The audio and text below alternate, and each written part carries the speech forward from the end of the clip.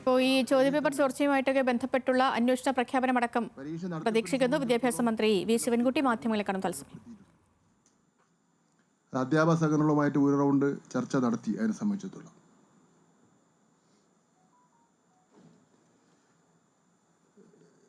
പൊതുവിദ്യാഭ്യാസ വകുപ്പ് ഇത് വളരെ ഗൗരവമായിട്ടാണ് തന്നെയാണ് കാണുന്നത്.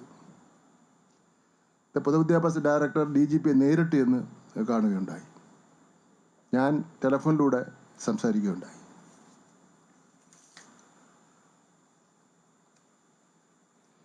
ഇത് ഈ ടേം പരീക്ഷ എന്ന് പറയുമ്പോൾ ഇവിടെ ഇരിക്കുന്നവർക്ക് എല്ലാവർക്കും അറിയാം, മുൻപ് ഇതിൻ്റെ ചോദ്യപേപ്പർ തയ്യാറാക്കിയിരുന്ന സ്കൂളുകളിലാണ്. കുട്ടികൾക്ക് പരീക്ഷ എഴുതുന്നതിന് വേണ്ടിയുള്ള ഒരു പ്രാക്ടീസും പഠിക്കുന്നതിന് വേണ്ടിയുള്ള ഒരു പ്രചോദനവും ഒക്കെ തന്നെ കൊടുക്കുന്നതിന് വേണ്ടിയാണ് ടേം പരീക്ഷ നടത്തിക്കൊണ്ടിരുന്നത്. അത് മെല്ലെ അതിൻ്റെ ചോദ്യപേപ്പർ നിർമ്മാണം സ്കൂളിൽ നിന്ന് എടുത്തു മാറ്റി അധ്യാപക സംഘടനകളുടെ ഒരു യൂണിറ്റ്, ജില്ലാ തലത്തിലുള്ള ഒരു യൂണിറ്റ് ഉണ്ടാക്കി അധ്യാപക സംഘടനയുടെ നേതൃത്വത്തിൽ ക്വസ്റ്റ്യൻ പേപ്പർ തയ്യാറാക്കി കൊടുത്തു തുടങ്ങി. അന്ന് ഈ അധ്യാപക സംഘടനകൾ തയ്യാറാക്കിയതിനെ സംബന്ധിച്ചിടത്തോളം പൊതുവിൽ ഒരു ചില അഭിപ്രായ വ്യത്യാസങ്ങൾ വന്നതിൻ്റെ അടിസ്ഥാനത്തിലാണ് 2016 ശേഷം ചോദ്യപേപ്പർ പ്രിന്റിംഗ് കേന്ദ്രീകരിച്ച് നടത്തുന്നതിന് വേണ്ടി തീരുമാനിച്ചത്. ഇവിടെ ഇത് SSLCക്ക് പരീക്ഷ ചോദ്യപേപ്പർ തയ്യാറാക്കുന്ന ആ രീതി തന്നെയാണ് പിന്തുടർന്ന് വരുന്നത്.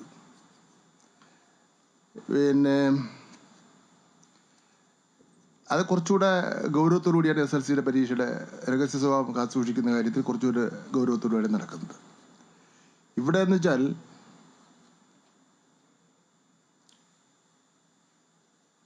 അല്ല, 2012 മുതലാണ് കേന്ദ്രീകരിച്ചുള്ള പരീക്ഷ ചോദ്യപേപ്പർ വരുന്നത്. ഇവിടെ 1 മുതൽ 7 വരെ ഉള്ള ക്ലാസ്സുകളിലത്തേക്ക് ചോദ്യപേപ്പർ തയ്യാറാക്കുന്നത് SSK ആണ്. SSK ക്യാമ്പ് നടത്തിയാണ്, ഒരു വർക്ക്ഷോപ്പ് നടത്തിയാണ് തയ്യാറാക്കുന്നത്. അതിന് പരിചയസമ്പന്നരായിട്ടുള്ള അധ്യാപകരെ വിളിച്ചാണ് ക്യാമ്പ് നടത്തുന്നത്. അതിൽ 2 സെറ്റ് ചോദ്യപേപ്പർ തയ്യാറാക്കും. അതിൽ നിന്നാണ് ഒരു സെറ്റ് ചോദ്യപേപ്പർ എടുത്ത് പ്രിൻ്റ് ചെയ്യാൻ വേണ്ടി കൊടുക്കുന്നത്. 8, 9, 10 ചോദ്യപേപ്പർ തയ്യാറാക്കുന്നത് SCERT ആണ്. SCERT ഞാൻ ഈ പറഞ്ഞ അതേ പ്രോസസ്സ് തന്നെയാണ് പിന്തുടർന്ന് വരുന്നത്. SLCയുടെ ചോദ്യപേപ്പർ പ്രിൻ്റ് ചെയ്യുന്ന സ്ഥലം എവിടെയാണെന്ന് ആർക്കും അറിയില്ല. പരീക്ഷാ സെക്രട്ടറിക്ക് മാത്രമേ അറിയാറുള്ളൂ, വേറെ ആർക്കും അറിയാൻ വേണ്ടി പറ്റില്ല. അപ്പോൾ ഇവിടെ നമ്മൾ CERT പ്രസ്സിലാണ് പ്രിൻ്റ് ചെയ്യുന്നത്. ഗവൺമെൻറ് സ്ഥാപനം CERTലാണ് പണ്ട് മുതൽ പ്രിൻ്റ് ചെയ്തുകൊണ്ടിരിക്കുന്ന CERT പ്രസ്സിലാണ്. ഇതിലൊരു CERT പ്രസ്സുകാർ ചെയ്യുന്നതെന്ന് പറഞ്ഞാൽ അവർ പ്രിൻ്റ് ചെയ്ത ശേഷം 1 മുതൽ 7 വരെയുള്ള ക്ലാസ്സുകളിലെ ചോദ്യപേപ്പർ BRCയിൽ കൊണ്ട് ഏൽപ്പിക്കും. BRCയിൽ നിന്ന് പ്രിൻസിപ്പൽമാർ 3-4 ദിവസം മുമ്പേ എടുത്തുകൊണ്ട് പോകും. അതേസമയത്ത് SLC പരീക്ഷയുടെ ആണെങ്കിൽ ചോദ്യപേപ്പർ രഹസ്യ സെക്യൂരിറ്റി പ്രസ് ചെയ്ത് പ്രിൻ്റ് ചെയ്ത് ഇവിടെ വന്ന് ട്രഷറിയിൽ സൂക്ഷിക്കും. പരീക്ഷ ദിവസം മാത്രമേ പോലീസിൻ്റെ അകമ്പടിയോടുകൂടി സെൻറ്റേഴ്സുകളിൽ എത്തി അധ്യാപകരുടെയും വിദ്യാർത്ഥികളുടെ സാന്നിധ്യത്തിൽ അത് പൊട്ടിക്കും. അരമണിക്കൂർ മുമ്പ് മാത്രമേ പൊട്ടിക്കുകയുള്ളൂ. ഇത് നേരത്തെ തന്നെ കൊണ്ട് അവിടെ സ്കൂളിൽ വയ്ക്കുകയാണ്. ഇപ്പോൾ സ്കൂളിൻ്റെയൊക്കെ ഒരു സെക്യൂരിറ്റി നമുക്കറിയാമല്ലോ, അതിൻ്റെ ഒരു സെക്യൂരിറ്റി അറിയാം. 7, 8, 9, 10 ചോദ്യപേപ്പർ ഡയറ്റിൽ കൊണ്ടാണ് ഏൽപ്പിക്കുന്നത്. അതായത് ജില്ലാ ഡയറ്റിൽ കൊണ്ടാണ് ഏൽപ്പിക്കുന്നത്. ആ ഡയറ്റിൽ നിന്നാണ് ബന്ധപ്പെട്ട പ്രിൻസിപ്പാൾമാരൊന്ന് ചോദ്യം എടുത്തുകൊണ്ട് പോകുന്നത്. അപ്പോൾ ഇതിൽ ഞങ്ങൾ നോക്കിയപ്പോൾ പോലീസ് വളരെ ഗൗരവത്തോടുകൂടി അന്വേഷിക്കും കാര്യങ്ങൾ. അവരുടെ രീതിയിൽ തന്നെ അന്വേഷണം നടത്തും. വിദ്യാഭ്യാസ വകുപ്പിൻ്റെ രീതിയിൽ ഞാൻ കുറച്ച് വിവരങ്ങളുണ്ടല്ലോ, അന്വേഷണം നടത്തും. എന്തായാലും മാധ്യമങ്ങളെല്ലാം ഇത് വളരെ ഗൗരവമായിട്ട് എടുക്കുകയും അത് സമൂഹത്തിൽ ചർച്ച ചെയ്യുകയും ചെയ്ത സാഹചര്യത്തിൽ പബ്ലിക് പരീക്ഷയാണോ അല്ലെങ്കിൽ ടേം പരീക്ഷയാണോ എന്നുള്ളൊരു വ്യത്യാസം ഇല്ലാതെ തന്നെ മേലിൽ ഇത് ആവർത്തിക്കാതിരിക്കാൻ വേണ്ടിയുള്ള കാര്യങ്ങൾ ചെയ്യുകയാണ്. ഈ അന്വേഷിക്കുന്ന ടീം പ്രൈവറ്റ് ട്യൂഷൻ സെൻ്ററുകളിൽ നമ്മുടെ അധ്യാപകർ പഠിപ്പിക്കുന്നതിനെ സംബന്ധിച്ചിടത്തോളം കൂടി അന്വേഷണം നടത്തുന്നതാണ്. ചില വിവരങ്ങൾ നമുക്ക് കിട്ടിയിട്ടുണ്ട്. ചില റൂറൽ ഏരിയയിലൊക്കെ തന്നെ സ്കൂള് ഉണ്ട്, സ്കൂളിൻ്റെ മുന്നിൽ ഒരു ട്യൂഷൻ സെൻ്റർ ഉണ്ടാവും.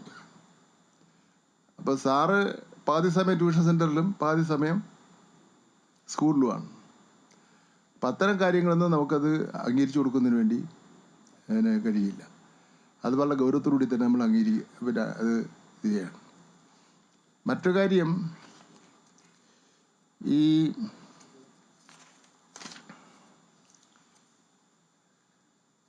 MS സൊല്യൂഷൻസ് എന്ന് പറയുന്ന കൊടുവള്ളിയിലെ യൂട്യൂബ് ചാനലിന് സകല മര്യാദയുടെ അതിരുകളും ലംഘിച്ചിരിക്കുകയാണ്. നമ്മുടെ ഒരു പൊതുവിദ്യാഭ്യാസത്തിൻ്റെ, സാധാരണക്കാരൻ്റെ, പാവപ്പെട്ട കുട്ടികളുടെ പൊതുവിദ്യാഭ്യാസത്തിൻ്റെ വിശ്വാസ്യതയാണ് ചോദ്യം ചെയ്തിരിക്കുന്നത്. അത് അവർക്ക് വ്യക്തിപരമായി ലഭിക്കേണ്ട ലാഭത്തിന് വേണ്ടിയാണ് ഇത് ചെയ്തിരിക്കുന്നത്. ഒരിക്കലും ചെയ്യാൻ പാടില്ലാത്ത കാര്യമാണ് അവർ ചെയ്തിരിക്കുന്നത്. അപ്പം അതുകൊണ്ട് തന്നെ പൊതുവിദ്യാഭ്യാസം സംരക്ഷിക്കുക എന്നത് വിദ്യാഭ്യാസ വകുപ്പിൻ്റെ മാത്രം ഒരു കടമയും ഉത്തരവാദിത്വമല്ല, സമൂഹത്തിൻ്റെ ആകെ തന്നെ ഒരു കടമയും ഉത്തരവാദിത്വമാണ്. സമൂഹവും ഇക്കാര്യത്തിൽ ഇടപെടണമെന്നുള്ളതാണ് എനിക്ക് മന്ത്രി എന്നുള്ള നിലയിൽ അഭ്യർത്ഥിക്കുവാൻ ഉള്ളത്. അവർക്ക് കാണികളുടെ എണ്ണം വർദ്ധിച്ചല്ലോ, അതനുസരിച്ച് അവർക്ക് കാശും അവർക്ക് കൂടുതൽ കിട്ടാൻ സാധ്യത ഉണ്ടല്ലോ, ലാഭവിഹിതം. അതെല്ലാം ഈ കുട്ടികളുടെ വിദ്യാഭ്യാസത്തെ ബാധിക്കുന്നതാണ്, അതിൻ്റെ വിശ്വാസത്തെ അല്ലെങ്കിൽ അതിൻ്റെ ക്രെഡിബിലിറ്റിയെ ചോദ്യം ചെയ്തതാണെന്നുള്ള വിവരം അവർ മനസ്സിലാക്കിയിരിക്കണം. എന്തായാലും ഇത്തരം സംഭവങ്ങൾ നമ്മുടെ പൊതുവിദ്യാഭ്യാസത്തെയും പൊതുസമൂഹത്തെയും ബാധിക്കുന്ന തരത്തിലുള്ള കാര്യങ്ങൾ പ്രസിദ്ധീകരിക്കുന്നത് അത് ആലോചിച്ചിട്ട് മാത്രമേ ചെയ്യാൻ വേണ്ടി പാടുള്ളൂ എന്നുള്ള വിനീതമായ അഭ്യർത്ഥനയാണ് വിദ്യാഭ്യാസ മന്ത്രി എന്നുള്ള നിലയിൽ ഉള്ളത്. എന്തായാലും ഞങ്ങൾ നിങ്ങളുടെ എല്ലാ ഇടപെടലിൻ്റെ അടിസ്ഥാനത്തിൽ വളരെ ഗൗരവമായിട്ട് തന്നെ ഈ കാര്യം എടുത്തിട്ടുണ്ട്. അത് മാത്രമല്ല, ഇനിയിപ്പം ഈ കമ്മിറ്റി ഇപ്പോൾ ഞാൻ പറഞ്ഞല്ലോ, ഈ സെക്യൂരിറ്റി ഒന്നും ഇല്ലാതെയാണ് ഈ ചോദ്യപേപ്പർ ഉണ്ടാക്കുന്നത് സംബന്ധിച്ചിടത്തോളം ഞാൻ പറഞ്ഞല്ലോ. അപ്പോൾ നമുക്ക് എന്തൊക്കെ മാറ്റങ്ങൾ വരുത്തണം എന്നതിനെ സംബന്ധിച്ചിടത്തോളം അവരൊരു നിർദ്ദേശം നൽകാൻ വേണ്ടി പറഞ്ഞിട്ടുണ്ട്. ആ നിർദ്ദേശം SCRT കൊടുത്ത് SCRT ഇപ്പോൾ തയ്യാറാക്കിയിട്ടുള്ള നിർദ്ദേശം കൂടി വച്ച് ചർച്ച ചെയ്ത് അതിലിപ്പോൾ ഉടനെ നമുക്ക് ചെയ്യാൻ കഴിയുന്ന കാര്യങ്ങൾ ഉടനെയും short time and long time എന്നുള്ള നിലയിൽ നമുക്കത് നടപ്പിലാക്കാൻ കഴിയുമെന്നാണ് പ്രതീക്ഷിക്കുന്നത്.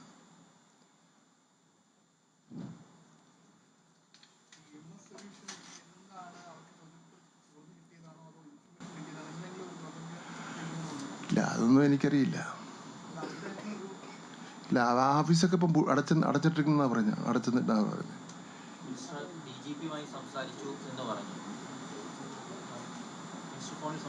ഞാൻ ഫോണിൽ സംസാരിച്ചു. അല്ല, അത് മിനിസ്റ്റർ തന്നെ 14-ാം തീയതി ചോദ്യപേപ്പർ ചോർന്ന് സ്ഥിരീകരിക്കുന്നുണ്ട്. ഇന്ന് 16-ആണ്. ഇതുവരെ നമ്മളത് അതിൻ്റെ കാര്യങ്ങളിൽ അന്വേഷിച്ച ശേഷം പരാതി കൊടുത്തത്, രേഖാമൂലം പരാതി കൊടുത്തിട്ട് 1-2 ദിവസമേ ആയുള്ളൂ. അതിൻ്റെ കാര്യം കൊണ്ടാണ്. അതിലൊന്നും ഞാൻ പറഞ്ഞല്ലോ, മുഖ്യമന്ത്രിയെ കണ്ട് സംസാരിച്ച അതിലൊന്നും ഒരു ഉദാസീനതയും കാണിക്കില്ല. അതിലൊന്നും ഒരു ഉത്കണ്ഠപ്പെടേണ്ട കാര്യമേ ഇല്ല.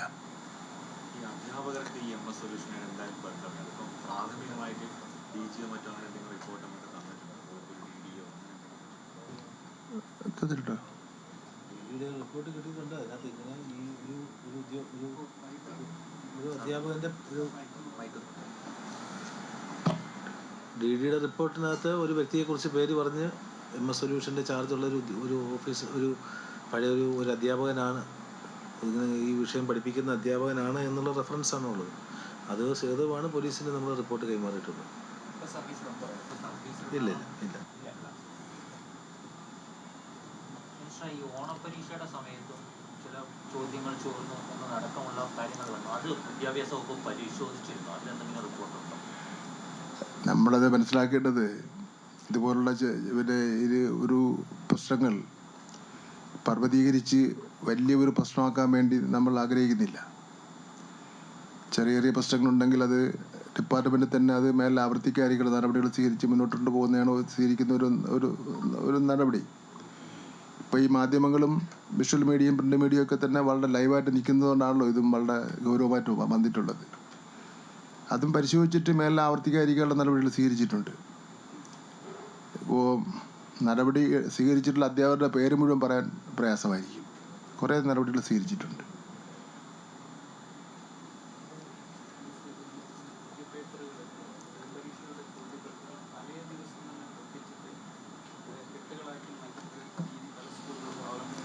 തലേദിവസമല്ല, പിന്നെ 2 ദിവസം മുമ്പേ തന്നെ പൊട്ടിച്ച രീതിയുണ്ട്. അല്ല, അതാണ് ഈ പ്രശ്നം. 4-5 ദിവസം മുമ്പ് തന്നെ സ്കൂളിലെത്തുകയാണ്. അതൊക്കെ ഇത് പരിശോധിക്കട്ടെ. നമ്മുടെ ഇതിൽ ഒരു പ്രശ്നം എന്ന് വെച്ചാൽ ഇത് കൈകാര്യം ചെയ്യുന്നവർ ഇത് എന്താണ് കൈകാര്യം ചെയ്യുന്നത്, ആർക്ക് വേണ്ടിയാണ് ഈ കാര്യങ്ങൾ കൈകാര്യം ചെയ്യേണ്ടത് എന്നെ സംബന്ധിച്ചിടത്തോളം അവരുടെ മനസ്സിൽ ഒരു ആത്മാർത്ഥമായ ചിന്തയില്ലെങ്കിൽ ഇതെല്ലാം പ്രശ്നത്തിലായി. അത് ഒരു അങ്ങനെയാണല്ലോ. നമ്മുടെ ഒരു പ്രിൻസിപ്പാളിൻ്റെ കയ്യിൽ ഒരു ചോദ്യപേപ്പർ കിട്ടിയാൽ അതത് എന്ത് സംഭവിച്ചു കഴിഞ്ഞാലും അതിൻ്റെ എല്ലാ രീതിയിലും ഉള്ള രഹസ്യസ്വഭാവം സംരക്ഷിക്കേണ്ടത് ആ പ്രിൻസിപ്പാളിൻ്റെ കടമയും ഉത്തരവാദിത്വമാണല്ലോ. ആ വിദ്യാലയത്തിൻ്റെ അധ്യാപന ഉത്തരവാദിത്വമാണല്ലോ. ഗവൺമെൻറ് സ്കൂളിൽ പഠിപ്പിച്ച് ശമ്പളം വാങ്ങുന്ന ഒരു അധ്യാപകൻ ഒരു കാരണവശാലും അടുത്ത ട്യൂട്ടറി കോളേജിൽ പഠിപ്പിക്കാൻ പാടില്ല എന്നുള്ള വിവരം അത് അദ്ദേഹത്തിൻ്റെ ഒരു ധാർമ്മികമായിട്ടുള്ള ഒരു ചിന്തയിൽ കൂടെ എടുക്കേണ്ട തീരുമാനമാണല്ലോ. ഒരു നടപടി വരെ കാത്തിരിക്കേണ്ട കാര്യമുണ്ടോ? ഇപ്പം നമ്മൾ ആ നടപടിയിലേക്ക് പോവുകയാണ്. അതിൻ്റെ ആവശ്യമൊന്നുമില്ല. ഞാൻ പറഞ്ഞല്ലേ, ഇത് ആദ്യം തുടങ്ങിയത് തന്നെ ഈ ടേം പരീക്ഷ നമ്മുടെ കുട്ടികളുടെ ഒരു ട്രെയിനിങ്, പരീക്ഷ എഴുതുന്നതിന് വേണ്ടിയുള്ള ഒരു ട്രെയിനിങ് ഒക്കെ ആയിട്ട് തുടങ്ങിയിട്ടാണല്ലോ ഇപ്പോൾ ഇത് ഗൗരവമുള്ള ഒരു പരീക്ഷയായി ഇപ്പോൾ നമ്മൾ എടുത്തിട്ടുള്ളത്.